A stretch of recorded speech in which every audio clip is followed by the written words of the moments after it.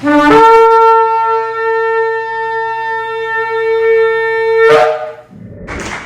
vez más para discutir una nueva porción escritural, y esta vez entramos al libro de Bamidbar, el libro de Números, el cual es el cuarto libro de la escritura, y hoy vamos a estudiar la parashá número 34, la cual lleva por nombre el mismo nombre de Bamidbar, del libro que vamos a empezar a estudiar. Y estaremos estudiando la porción desde el capítulo 1, versículo 1 al capítulo 4 y versículo 20.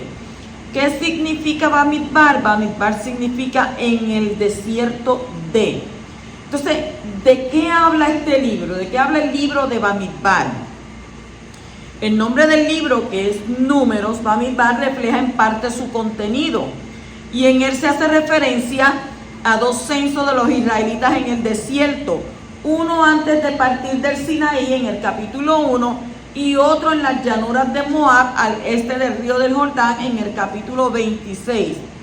Además hay otras precisiones numéricas a lo largo del libro relacionadas especialmente con las ofrendas para los sacrificios según los capítulos 7, 15, 28 al 29 y con el reparto del botín después del triunfo de Israel sobre Madián en el capítulo 31. En lo que respecta al contenido, el libro de Números de Bamidbar continúa la historia del Éxodo, ya que narra la marcha de los israelitas por el desierto desde los últimos meses en el Sinaí hasta las vísperas de la entrada en la tierra prometida. Los primeros relatos describen los preparativos para reanudar la marcha después de haber recibido la Torá, según los capítulos 1 al 8. Se insiste luego de modo especial en la celebración de la Pesach en el capítulo 9 y enseguida se narran los sucesos acaecidos entre la salida del Sinaí y la llegada a Moab, capítulo 10 al 21. Y a continuación se hace resumen de todo lo ocurrido entre la partida de Egipto y la entrada de Moab, capítulos 22 al 32, y en la parte final se dan algunas instrucciones previas al cruce del río Jordán, según el capítulo 33 y versículo 36, o sea, capítulo 33, capítulo 36. El libro de Bamidbar pone de relieve una vez más la figura y la obra de Moshe, aquel que en el Éxodo se había manifestado sobre todo como el libertador de Israel, y asume ahora la misión de organizar el pueblo y de conducirlo hacia la tierra prometida. Y en contraposición con la figura del gran legislador, la conducta del pueblo aparece descrita con rasgos más bien negativos. La larga y penosa travesía está llena de protesta, llena de rebeldía que no cesan de provocar la ira de Yahweh y de atraer sobre el pueblo las mayores desgracias. Por ejemplo, en el capítulo 14. Sin embargo, las constantes infidelidades no impiden que Yahweh siga manifestando a Israel su misericordia y su perdón. Y aquí se destaca nuevamente la acción de Moshe como mediador entre Yahweh y el pueblo elegido. Él intercede una y otra vez en favor de los culpables y obtiene el perdón del Creador, según el capítulo 11.2, 12.13, 14.13, 19 y 21.7. Y la obra se divide en 3 secciones correspondientes a 3 regiones y a otros tantos periodos. Número 1, los 19 días en el Sinaí. Eso está en el capítulo 1 del 1 al 10 y el 10. Los 38 años de marcha y la permanencia en el desierto de Cádiz, según el capítulo 10, 11, 21 al 35. Y número 3, los 11 meses en las llanuras de Moab, al nordeste del Mar Muerto, según capítulo 22 al 36. Entonces, ¿de qué nos va a hablar nuestra parashá? La parashá habla de los siguientes temas. Del capítulo 1 al 1.19, la orden de censar a los hijos de Israel. Del 1 al 20:54, los resultados del censo, los levitas y su función. El capítulo 2, versículo 1 al 34, el pueblo de Israel y su acampar en el desierto. En el capítulo 3, del 1 al 13, la condición de los levitas. El 3, del 14 al 39, el censo de los levitas. El capítulo 3, del versículo 40 al 51, el censo de los primogénitos y su sustitución por los levitas. Y del capítulo 4, del versículo 1 al 20, las obligaciones de los hijos de Quehat y las precauciones con ellos. Más o menos esos capítulos hablan sobre esto. Entonces, a partir de esta semana comenzamos a leer este cuarto libro, el libro de Bamidbar, también llamado Humash HaPekudim. Humash HaPekudim, que significa el libro de los censos. Y de acuerdo con el Shulchan Aruch en el Orach Haim, capítulo 4, 28, 4, dice que en la mayoría de los años la Parashá Bamidbar es leída en el Shabbat anterior a la fiesta de Shavuot. ¿Cuándo es Shavuot? En esta semana que viene ahora, el viernes, es Shavuot. Pues entonces leemos Bamidbar antes de Shavuot. Y los comentaristas han explicado y dan una razón de esta regla, diciendo que al fijar la lectura, la parashá de Bamidbar antes de la fiesta de Shavuot, los sabios han querido hacer como una señal de buen presagio, separando que entre parashat Bejucotai, que fue la que tuvimos la semana pasada, y esta parashat, ¿de qué hablaba? Hablaba de las maldiciones destinadas a quienes se alejan de la palabra de Yahweh y a la fiesta de la entrega de la Torá. Entonces, en el desierto de Sinai, Yahweh manda a realizar el censo de las 12 tribus de Israel. Moshe cuenta 603.550 hombres de edad entre 20 y 60 años. Eso eran hombres nada más. La tribu de Leví es contada aparte, totalizando 22.300 hombres de un mes de edad en adelante. Los levitas deben servir en el santuario reemplazando a los primogénitos, a cuyo número se aproximaban por haber sido estos últimos descalificados por su participación ¿en qué? En la idolatría del becerro de oro. Los 273 primogénitos que no tenían un levita que los reemplace debían pagar un rescate. ¿De cuánto? De 5 shekels para ellos ser redimidos del servicio. Cuando el pueblo levantaba su campamento para viajar, los 3 clanes levitas desmantelaban y transportaban el santuario para luego rearmarlo en el centro del próximo campamento. Esto era un trabajo tremendo y fuerte. Luego ellos erigían sus propias tiendas a su alrededor, y los queatitas, quienes cargaban sobre sus hombros los utensilios del santuario, que era el arca, la menorá, etcétera, en sus coberturas especialmente diseñadas a tal efecto, acampaban en el sur. Los gershonitas a cargo de los tapices, cortinas al oeste. Las familias de Merari que transportaban los paneles de las paredes, los pilares, estaban al norte, frente a la entrada del santuario.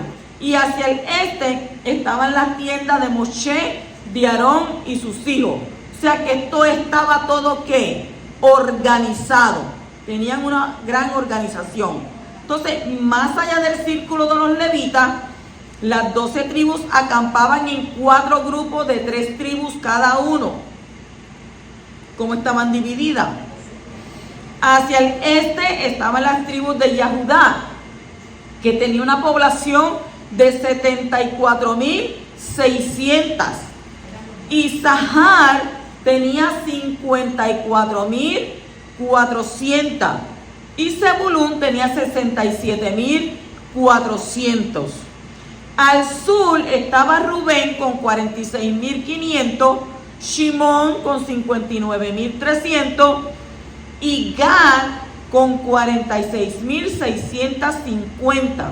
Al oeste vemos a Efraín con 40.500, Menashe con 32.200 y Benjamín con 35.400. Y al norte estaba Dan con 62.700, Asher con 41.500 y Naftalí con 53.400. O sea que esta formación también era mantenida mientras ellos viajaban. Eso no era de que estaban todos repartidos por aquí por allá, no. Eso se mantenía ¿qué? Se mantenía en forma, se mantenía en organización. Entonces cada tribu tenía su propio Nasí. Nasí quiere decir príncipe o líder. Y su propia bandera con el color de la tribu y su emblema. O sea que ellos tenían una organización completa. Estaban bien ahí, ¿verdad? Bien, todo el mundo seguía. Según iban ellos pasando en el desierto, nadie se mudaba para allá, para aquella tribu. No, todo el mundo seguía en orden, en obediencia. Parecido al día de hoy. Igualito. Que las cosas son más fáciles, pero al ser más fáciles, hay más desobediencia que en ese tiempo. Y mira que hablamos que en ese tiempo había gente rebelde, gente desobediente, pero si Moshe estuviera viviendo en estos días, yo creo que la piedra sería muy poco para entrarle a cantazo. Pues entonces entramos al capítulo 1 y versículo 3, donde dice que de 20 años arriba, todos los que pueden salir a la guerra en Israel, tú y Aarón los contaréis por sus ejércitos. El censo tiene por propósito contar los hombres de Israel listos para enfrentar una guerra. Camino a la tierra prometida, Israel tenía que librar varias batallas.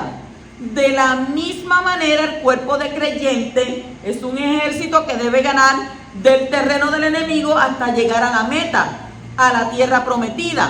Y recuerda que es imposible avanzar sin pelear contra el enemigo. ¿Por qué? Porque siempre se va a resistir. Siempre vamos a tener batalla. La Escritura nos habla a nosotros de que nos pongamos ¿qué? La armadura. La armadura. ¿Y para qué tú te tienes que poner una armadura? Para librar batalla. ¿Qué batalla? No, porque es que físicamente yo no veo nada. Sí, pero espiritualmente hay batalla. Y batalla por tu alma. Y hay obstáculos para no dejarte llegar. Y entonces lo más que el poderoso usa es lo más que a ti te molesta. Lo más que a ti no te agrada, eso es lo que Abba Kadosh va a permitir, va a utilizar en contra tuya. ¿Para qué? Para poder perfeccionarte. Para poder ¿qué? Guiarte. Porque hay veces que no nos dejamos someter. No queremos que nadie nos diga nada. No queremos someternos a nada. Y si no nos sometemos a la palabra de Abba, entonces estamos en un problema. ¿Por qué? Porque entonces la Escritura dice resistir al diablo y de vosotros huirá. Pero si tú no lo resistes, entonces ¿qué vamos a hacer? Usted no va a librar ninguna batalla. Libra batalla aquel que es obediente a Abba Kadosh. Aquel que le quiere buscar en espíritu y en verdad. Ese es el que más batalla tiene. Pero aquel que dice, ay no, pues yo no estoy en eso. Como me decía alguien, yo pues ni le tiro a uno ni le tiro al otro, me quedo en medio. ¿Qué medio? O le sirves a Yahweh o le sirve a tu padre a Satán, que es el diablo. Es lo que dice la Escritura. Continuamos en el capítulo 1, versículo 47, dice: los levitas no fueron contados entre las tribus de sus antepasados. Yahweh designó para la tribu de Leví o levitas una posición especial dentro de su santuario. ¿Cuál es la razón? Porque la tribu de Leví no se inclinó frente al becerro de oro. ¿Dónde usted encuentra eso? En Éxodo, Shemot, capítulo 32, versículo 26. En el capítulo 1 y versículo 51 dice: y cuando el santuario haya de ser trasladado, los levitas lo desarmarán, y cuando el santuario acampe, los levitas lo armarán. Pero el extraño que se acerque morirá. Oiga, ¿usted sabe lo que es entrar al santuario? Era tan kadosh y tan kadosh que la persona que nada más entrara, nada más que para tocar, y no estuviera bien delante del poderoso, él lo aniquilaba ahí mismo. Lo mataba en el instante. Y hoy hay una liviandad tan grande con las cosas de Abba, con su santuario. Una liviandad que uno no puede ni creerlo. Porque yo digo, si en ese tiempo dice, pero el extraño que se acerque morirá. Usted sabe lo que es que usted se acerque. ¿Qué pasó con Uría? ¿Qué le pasó? Nada más que fue a tocar y Abba no lo permitió. Murió en el instante. Entonces, la palabra hebrea que ha sido traducida como extraño, porque dice extraño, es zar, Z-A-R, zar, que significa extranjero, extraño, y ¿sabe qué más? Profano. ¿Por qué profano? Porque no está bien delante de él. Y bastardo. Y esto nos enseña que a partir del pecado del adulterio espiritual con el becerro de oro, los hijos de Israel fueron considerados como ilegítimos, excepto ¿quiénes? Los levitas. ¿Por qué? Porque ellos no se habían contaminado con ese pecado. Ellos no se postraron. Y hoy en día es tan fácil la gente pecar. Bien fácil.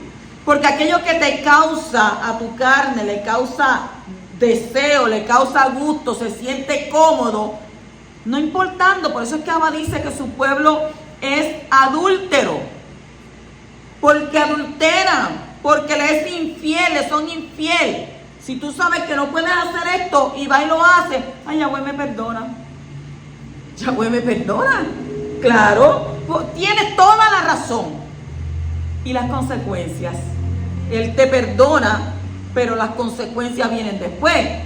Y qué mejor ejemplo que David. Él era como la niña de sus ojos. Y claro, está bien, el poderoso lo perdonó. Te perdono. Pero vas a pagar las consecuencias de tu pecado.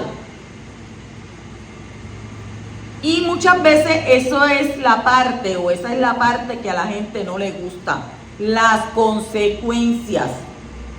Viven una vida desordenada, engañando, o por lo menos piensan que pueden engañar a Abba, pero la escritura dice que Yahweh no puede ser burlado, y dice que no hay quien engañe a Abba y viva. Por tanto, nosotros siempre tenemos que procurar lo que Él dice, sed kadosh, porque yo soy kadosh. Si continuamos en el capítulo 1 y versículo 52, dice, y acamparán los hijos de Israel, cada uno en su campamento y cada uno junto a su bandera, según sus ejércitos. La bandera de cada tribu representa una identidad. Cada persona se identificaba con su bandera y cada uno tenía que relacionarse con su bandera. Si usted va allá en los Estados Unidos, usted sabe que Estados Unidos tiene su propia bandera. Pero cuando usted va allá, usted dice, yo soy puertorriqueño. Y entonces hay la bandera de Cuba y la bandera de Puerto Rico se parecen, ¿verdad que sí? Pero se pueden distinguir. Porque Puerto Rico tiene las líneas ¿qué? Rojas. Y Cuba tiene las líneas ¿cómo? Azules.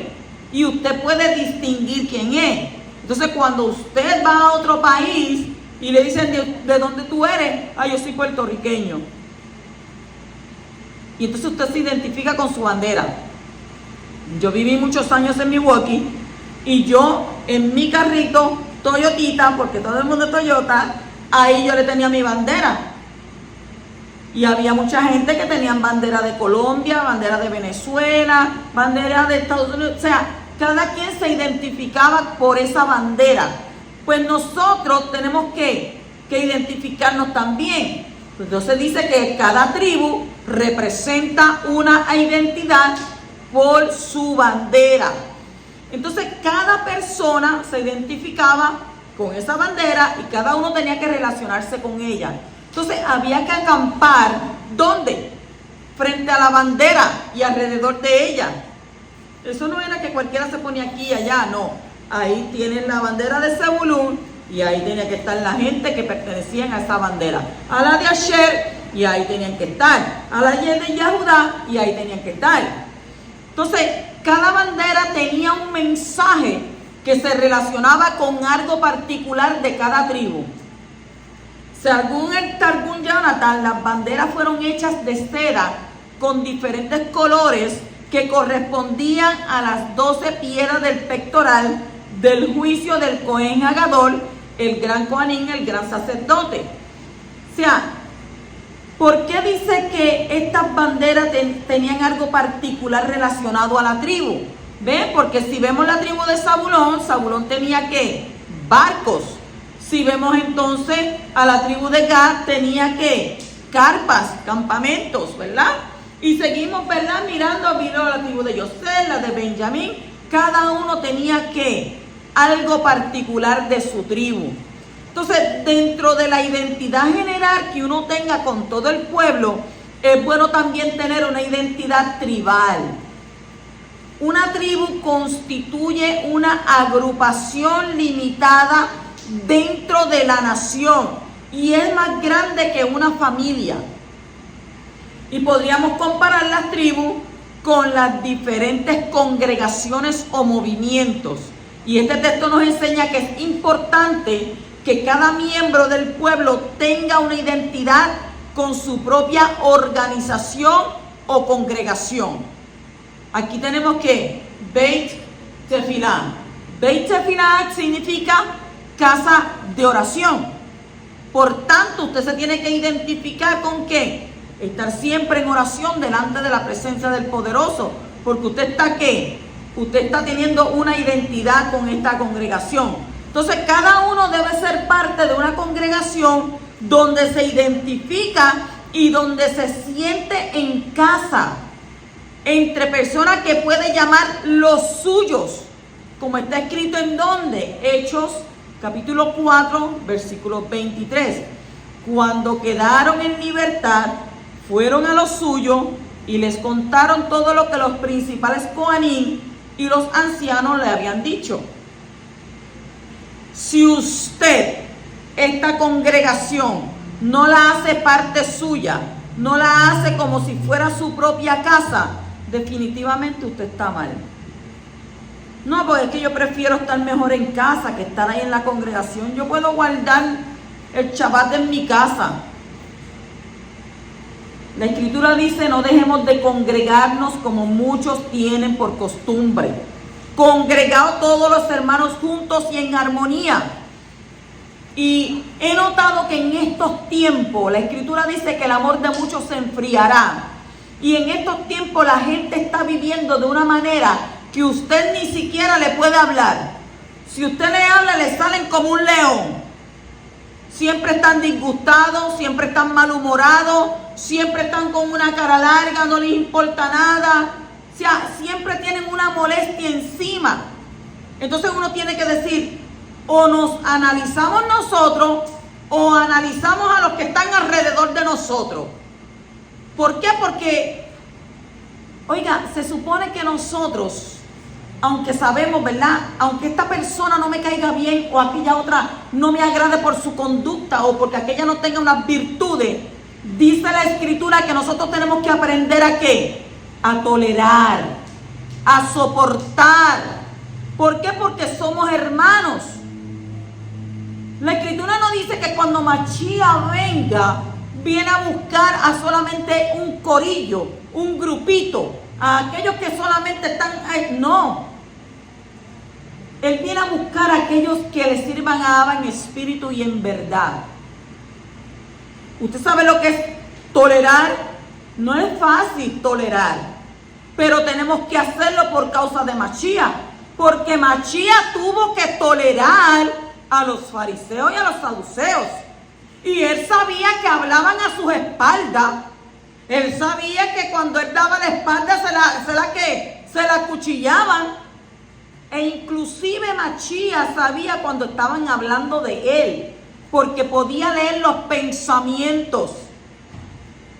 Y a veces usted puede sentir esa negatividad que hay en las personas. O sea que no quiero saber de ti, te quiero mantener a distancia, no te esto, pero ¿qué tenemos que hacer? Tolerar. El mandamiento más difícil no es amar a tu padre y a tu madre, no que no mienta. La gente tiene una facilidad de mentir, aun siendo creyente, una mentirita. No, el mandamiento más difícil de cumplir es ama a tu prójimo como a ti mismo. Muchachos, pero ¿quién va a amar a esa? Es que esa no la soporta ni a Satán. Imagínate que ni a Satán le hace guerra, porque no la soporta. Pero ven acá, nosotros hablamos de esa, hablamos de ese, señalamos a aquel y señalamos al otro. Pero ¿y tú? ¿Y tú eres un bombón de menta? ¿Tú eres un bombón dulce? ¿Quién eres tú? Porque es fácil hablar de los demás y es fácil señalar y decir que no hace esto y que no hace aquello y que no dice esto y que no dice lo otro. Pero ¿y tú? ¿A qué te manda la Escritura a ti? ¿A qué te manda la Escritura? ¿A aborrecer o a soportar? Hay que tolerar. Tenemos que tolerarnos los unos a los otros. ¿Por qué? Porque la Escritura en el Brit Hadasha, en el Pacto Renovado, dice que cuando ya Mashiach hubo partido después de haber sido colgado en el madero, dice que todos estaban en armonía, vendían sus cosas, las traían y se las repartían entre todos. Pues eso quiere decir que había gran armonía entre ellos. Pero me van a decir, sí, pero es que los años han pasado, muchos siglos han pasado, la gente ha cambiado. Pero yo te voy a decir una cosa, la Escritura dice que Yahweh es el mismo ayer, hoy y por los siglos. Él no cambia y en Él no hay sombra de variación. Entonces, ¿a quién tendremos entonces que seguir? Nuestros instintos de coraje, de que no soporto, de que no tolero. Oiga, porque está bien que usted no tolere a una persona, pero usted le puede hablar. Usted puede ser educado. Buenos días, buenas tardes, ¿cómo estás? Shalom, ¿cómo te va? That's it. No tienes que intimidarte con la persona, pero puedes dar un saludo. ¿Eso es qué? Eso es educación. Y entonces muchas veces pecamos en eso, en que no toleramos a nuestro hermano. Y la palabra dice que la palabra de Abba es como espada, que corta para allá hasta llegar al tuétano, pero corta para allá, pero también corta para acá, porque me incluyo yo también en el bonche. Y eso lo he tenido que aprender en este tiempo, porque tolerar no es fácil. Yo tengo una mamá que ya está enfermita y ya ella no está como antes, y hay que aprender a tolerar a los ancianos. Ahí sí que es bien difícil tolerar a los ancianos cuando ya pasan de cierta edad y ya ellos no tienen control ni siquiera de su lenguaje, porque tiran lo que sea. Pero ahí tenemos que entonces que aprender, porque no se crea que usted se va a quedar joven toda la vida. La gente a veces desprecia a los ancianos, pero usted no se va a quedar joven toda la vida, porque usted también va a llegar a ser anciano. Unos antes y otros después, pero tu tiempo va a llegar. Entonces, ¿te gustaría que te trataran a ti con desprecio o te gustaría que te trataran decentemente? Y muchas veces es difícil, ¿verdad? Pero yo creo que eso es una escuela de tolerancia, de aprendizaje. Y tenemos entonces que nosotros, ¿qué? Bajar nuestros niveles. Capítulo 2 y versículo 2 dice: los hijos de Israel acamparán cada cual junto a su propia bandera, bajo el estandarte de sus casas paternas, dando frente a la tienda de reunión, acamparán a su alrededor.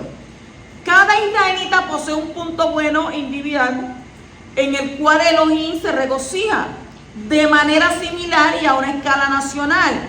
Cada uno de las 12 tribus estaba representada por una bandera diferente y una piedra diferente en el pectoral del Cohen Gadol, que lo vemos allí en la tribu de Leví. Y a partir de aprendernos la importancia de ¿qué? De desarrollar nuestra individualidad. Más aún, no podemos aceptar verdaderamente la Torá hasta que no se manifieste la individualidad de cada uno. Oye, la Escritura dice que la salvación es ¿qué? Individual. La salvación es individual. Entonces, por esto, la parashá Bamidbar, que comienza con el censo de todos los israelitas, tribu por tribu, se lee en el Shabbat previo a Shavuot, enseñándonos la importancia de establecer nuestra individualidad antes de poder unificarnos en una causa común. La diferencia entre las tribus y sus banderas y sus colores representativos también hacen referencia a las diferentes alusiones que despiertan a la persona al servicio de Yahweh. Cada persona percibe las obras de Yahweh desde un punto de vista diferente y el llamado para juntarse para la guerra. ¿Contra qué? Contra las fuerzas del mal. Y esto se manifiesta de manera diferente para cada uno. Cada uno tiene un llamado ¿qué? Diferente. Continuamos en el capítulo 2 y versículo 3 dice: los que acampen al oriente, hacia la salida del sol, serán los de la bandera del campamento de Yahudá según sus ejércitos. El jefe de los hijos de Yahudá, Nachshon, hijo de Aminadab. Yahweh es un Elohim de orden. Y él dispuso la ubicación de las tribus alrededor del santuario de una manera especial, donde estuvieran agrupadas por sus casas, por su bandera y bajo sus líderes. O sea, Yahweh no mira a Israel como una masa de gente. La identificación de las tribus es un hecho que tiene hoy un significado muy importante. ¿Cuál era su ubicación? La ubicación de las tribus fue de la siguiente manera. Al oriente, con la tribu de Judá a la cabeza y su bandera, estaban también ¿qué? Las tribus de Isaacar y Zabulón. Estas estaban al oriente. Al sur, a la cabeza, estaba la tribu de Rubén con su bandera y las tribus de Simeón y Gad. Oriente, sur. Al occidente, ahí estaba la tribu de Efraín con su bandera y las tribus de Manasés y Benjamín. ¿A dónde? Al occidente. Y al norte estaba la tribu de Dan, su bandera y las tribus de Asher y Neftalí, que ahí cubría los 4. Continuamos en el capítulo 3 y versículo 31, donde dice: ellos estarán a cargo del arca, de la mesa, de la menorá, de los altares, de los utensilios del santuario, con los cuales ministran, y la cortina, todo lo perteneciente a su servicio. Ellos estarán a cargo del arca. De manera similar, los malak, los ángeles que llevan la carroza divina, que es la Merkabá, son llevados por la carroza. Así, el versículo que dice en Ezequiel capítulo 1, versículo 20, el espíritu de vida está en los ángeles, en los malak. O sea que el espíritu de vida de Yahweh está en los malak y los lleva, aunque parece como si fuesen ellos quienes llevan a la carroza. Por ese motivo, cuando la persona les ofrece algo de tomar a otros, también se la invita a recitar la bendición sobre las bebidas. Inicialmente ella ofreció llevar o proveer las bebidas, y ahora recita una verajá sobre la bebida y la bebida la lleva espiritualmente a ella.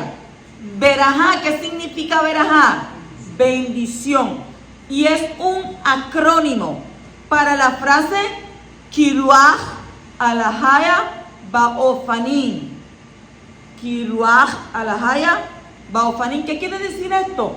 El espíritu de vida está en los ángeles. ¿Y sabemos que se encuentra en dónde? En el libro de ¿quién? De Ezequiel, capítulo ¿qué? Capítulo 1 y versículo 20.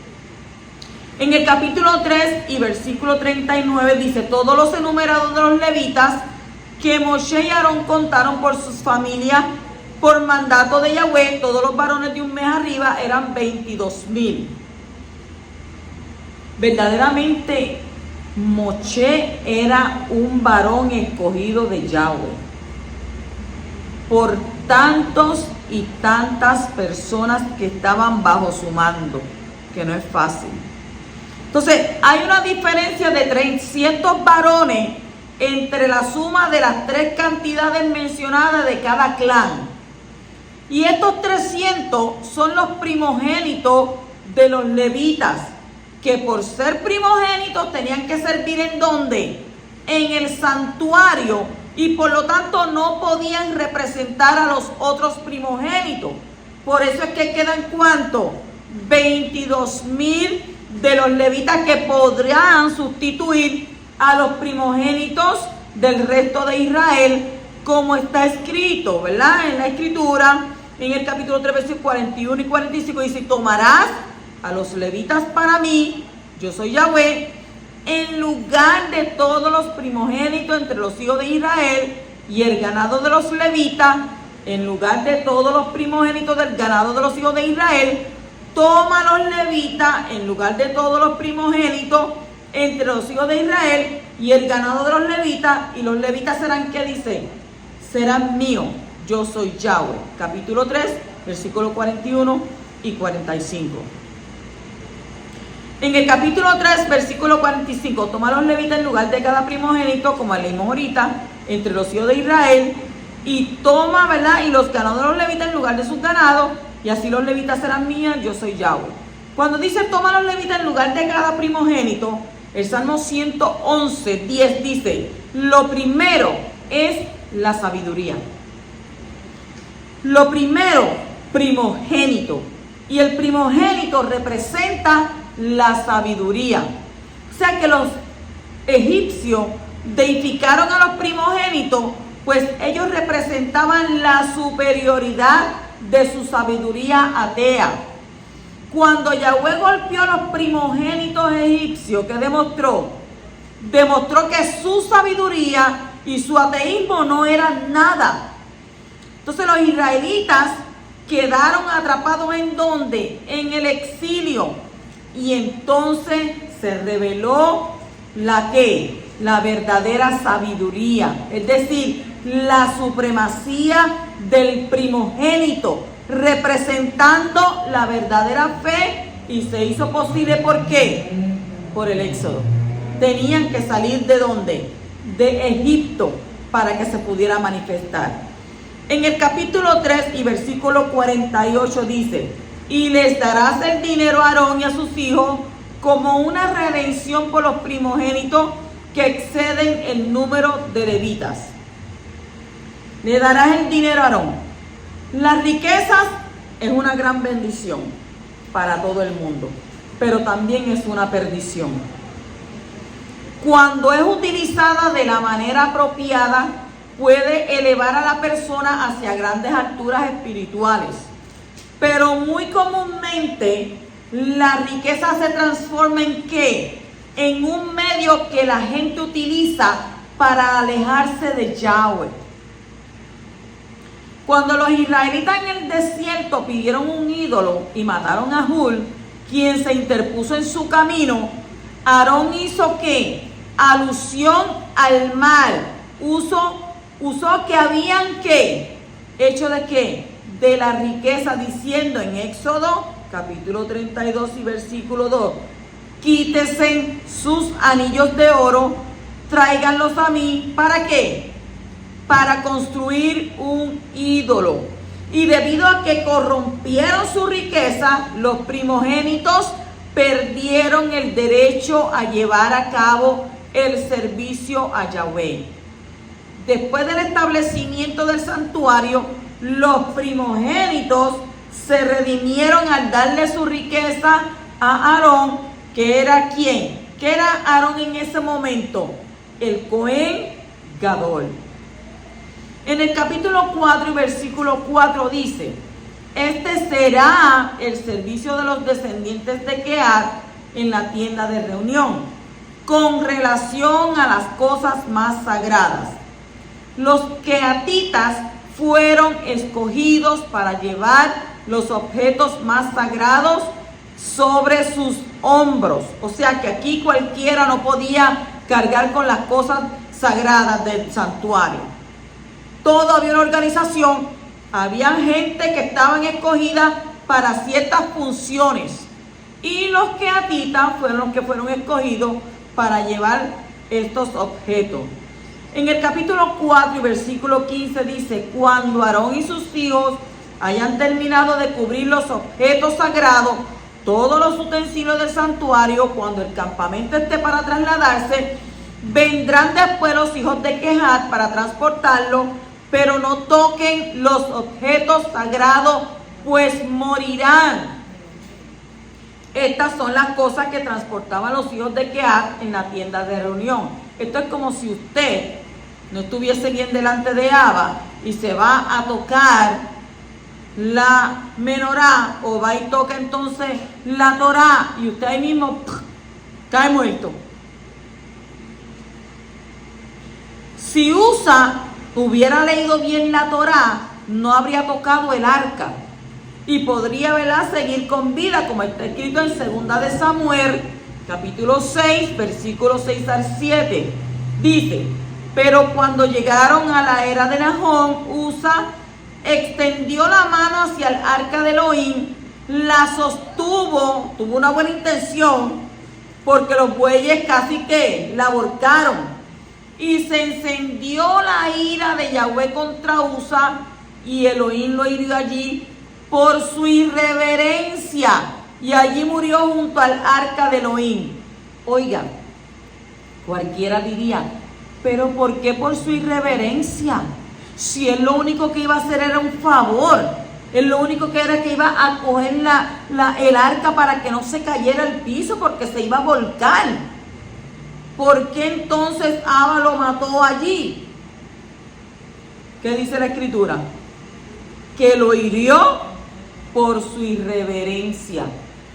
¿Por qué? Porque en ese tiempo había una organización y solamente habían personas elegidas, los cuales tenían que estar pendientes que el arca no se cayera. ¿Quiénes eran? Los levitas. Los levitas. O sea, ellos tenían que saber: mira, si el arca se va a caer o el arca se va a mover, ustedes no la toquen, porque nosotros los levitas somos los que estamos destinados a hacer esto, los que estamos programados. Pero entonces dice la escritura que por su irreverencia.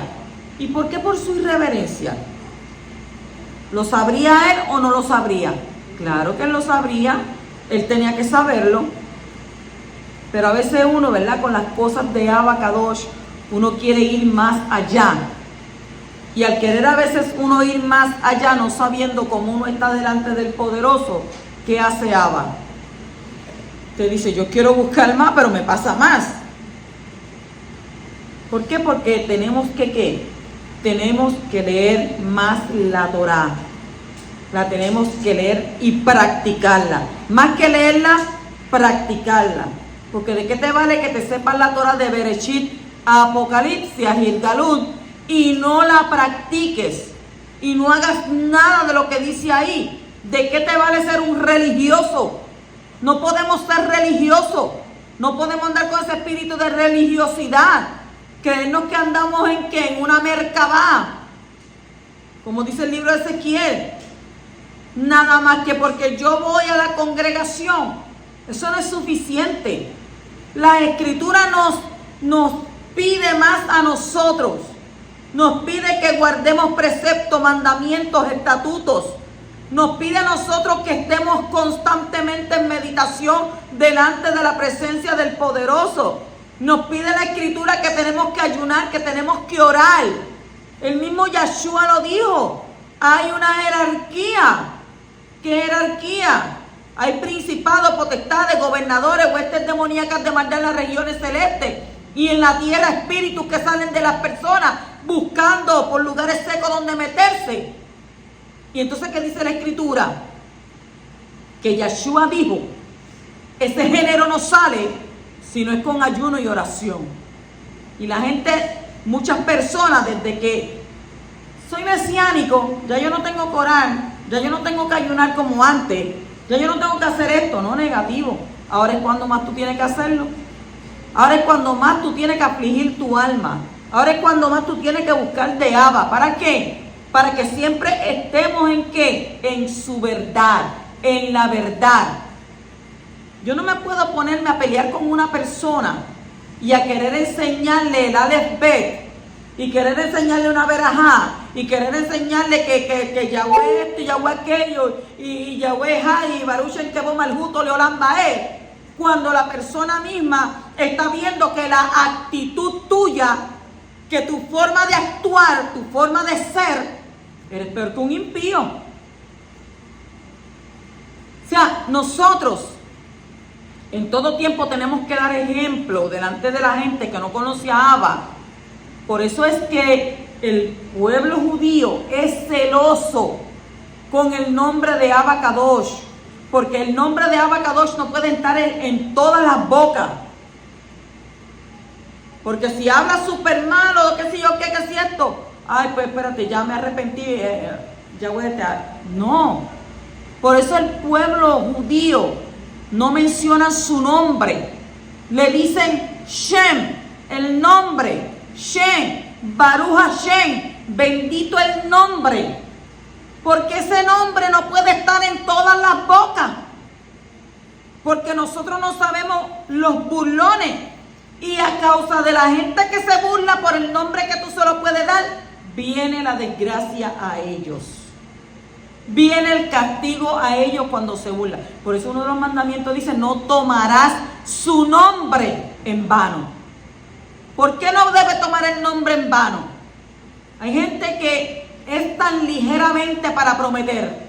Yo te prometo por Dios, te prometo por Abacados, te prometo esto. Y son peores. Eso es prometer en vano. Vuestro sí sea sí, vuestro no sea no. Sí lo puedo hacer, no lo puedo hacer. Aquí no hay tal vez, quizás a lo mejor puede ser. O eres o no eres. Capítulo 4, versículo 19 dice, esto haréis con ellos para que vivan y no perezcan cuando se acerquen al lugar Kadosh Kadoshim, al lugar santísimo. Aarón y sus hijos vendrán y señalarán a cada uno de ellos su trabajo y su carga. O sea, los levitas no podían ver los objetos más sagrados, pero los coaní sí. ¿Por qué? Porque estaban en un nivel de santidad superior. Y yo digo, y me pregunto hoy en día, si las cosas de Abba solamente los coanín, porque estaban en un nivel más alto, era que podían ver las cosas. Aquellos que estaban en los niveles más bajos, ¿qué pasaba con ellos? Porque los levitas podían ¿qué? Cargarlos, pero los cargaban como tapados. Eso no estaba ahí abierto así porque sí, todo estaba ¿qué? Tapado con la cortina para que ellos no lo vieran, porque eran objetos ¿qué? Sagrados, objetos sagrados de Abba. Usted sabe que una menorá, la jofaína, la fuente, todas estas cosas, esto se lo dio Abba a Moshe. Esto no fue que él se lo sacó así porque sí, porque cuando él estuvo reunido con él, que Abba le dio el diseño de cómo él quería que se hiciera el santuario, que se hicieran los objetos sagrados, todo eso vino de Abba Kadosh. Y entonces él lo construyó según Abba le pidió. Pues por tanto, los levitas lo cargaban, pero no los veían. ¿Quién único lo podía ver? ¿Quiénes eran los únicos? Aarón y sus hijos. ¿Por qué? Porque ellos eran los Kohanim, porque ellos estaban ¿qué? En un nivel de santidad superior. Y hoy Abacadosh te pregunta y te dice a ti, ¿tú también estás en ese nivel? ¿Estamos en ese nivel superior de santidad? Procuremos delante de Abba estar en un nivel de santidad donde podamos verlo, porque sin santidad nadie le verá. Shabbat Shalom y Shabbat Tov.